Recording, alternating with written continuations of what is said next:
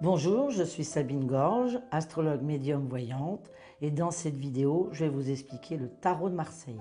La première carte du tarot de Marseille, c'est le battleur, c'est l'action. Mais ça peut représenter aussi le travail, ça peut représenter aussi le chirurgien. Je bouge, j'agis, je fais. Deuxième, numéro 2. La papesse, ça représente les contrats, l'attente, aussi la fécondité, la grossesse. Faut voir ce qu'il y a à côté. Une carte toute seule comme ça veut rien dire. Faut assembler. Si c'est avec une autre carte négative, ça peut être, ben voilà, une grossesse qui n'aboutit pas, ou alors grossesse à complications. La 3, c'est l'impératrice, c'est la communication, c'est les échanges. Ça peut être aussi quelqu'un qui peut être ou directrice ou bras droit d'un patron. Ça peut être aussi, ça peut signifier plusieurs choses, l'impératrice. C'est la communication. La maison 4, c'est l'empereur. C'est un peu comme l'impératrice, mais c'est la stabilité, c'est la rigueur, c'est la ténacité. La maison 5, c'est le pape. Ah, j'aime bien celle-là. Le pape représente la connaissance. Ça peut être aussi l'enseignement. Ça peut être des gens qui peuvent être formateurs. C'est aussi la sagesse. Et c'est quelqu'un qui a une grande maturité. La maison 6, c'est l'amoureux, oui, mais ça représente aussi la dualité, le choix, par exemple, dans une décision, que ce soit en amour, parce que c'est l'amoureux, mais ça peut être sur autre chose. Si c'est associé, vous voyez, avec la papesse, ça peut être un choix entre deux contrats, un choix entre deux personnes. Le chariot représente l'action. Ça bouge. On y va, hein. Maintenant, ça peut être aussi des gens qui se déplacent beaucoup dans le travail, ou qui peut être aussi chauffeur taxi, véhicule.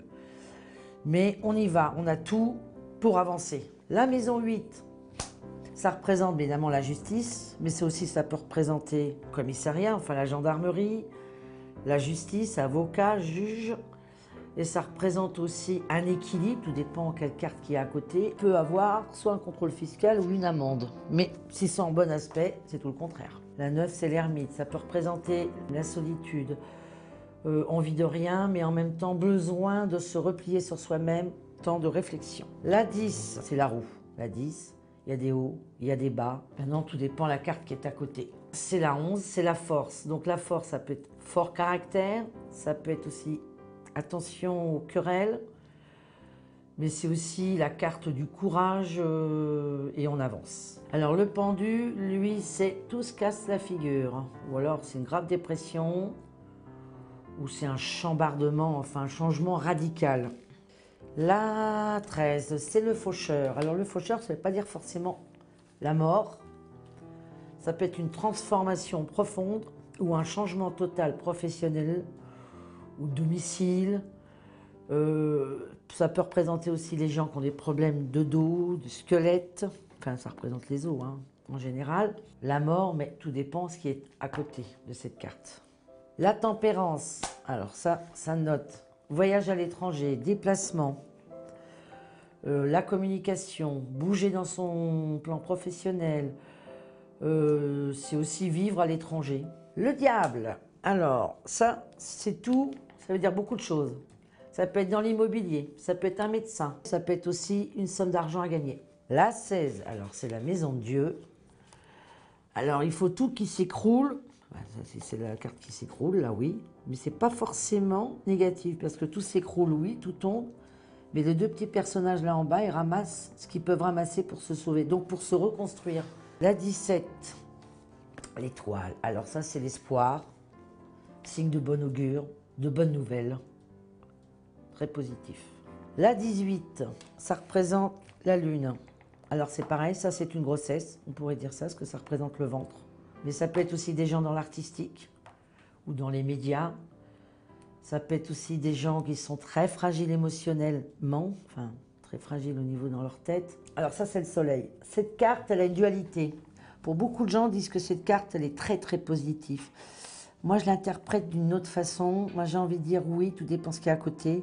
Mais souvent c'est dualité. Pour moi c'est une carte de dualité, de bagarre, enfin de colère ou de bagarre. La 20. C'est le jugement. Alors ça, c'est la carte qui va la plus vite. C'est la vitesse. Elle est positive, tout dépend ce qu'il y a à côté.